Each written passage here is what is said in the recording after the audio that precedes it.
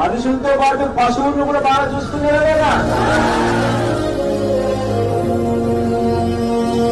కలెక్టర్కు మంచి మార్కులు ఇచ్చా?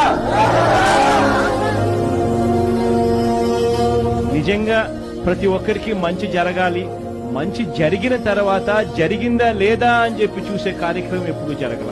ఈసారి మన ప్రభుత్వంలో ప్రతి సందర్భంలోనూ కూడా ఇటువంటి ఏ ఘటన జరిగినప్పుడైనా కూడా ప్రతి సందర్భంలోనూ కలెక్టర్ గారికి నేను ఆదేశాలు ఇచ్చాను. కలెక్టర్ గారికి ఇవ్వాల్సిన డబ్బులు వాళ్ళ చేతుల్లో పెట్టాం. అధికార యంత్రాంగం అంతా కూడా యాక్టివేట్ చేశాం. గతంలో ఇంతకు ముందు లేని వ్యవస్థ ఈ రోజు గ్రామ స్థాయిలో తీసుకొచ్చాం.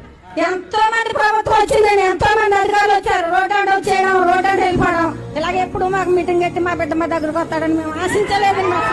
వరద వచ్చిన ప్రతిసారి మీరు చాలా సహాయం చేస్తున్నారన్న.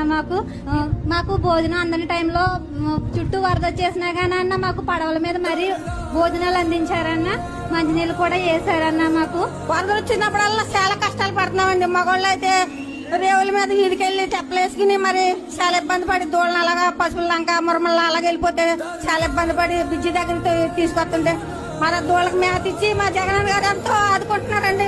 మగవాళ్ళకి ఇబ్బంది లేకుండా బ్రిడ్జి దగ్గర భోజనాలు పెడుతున్నారండి.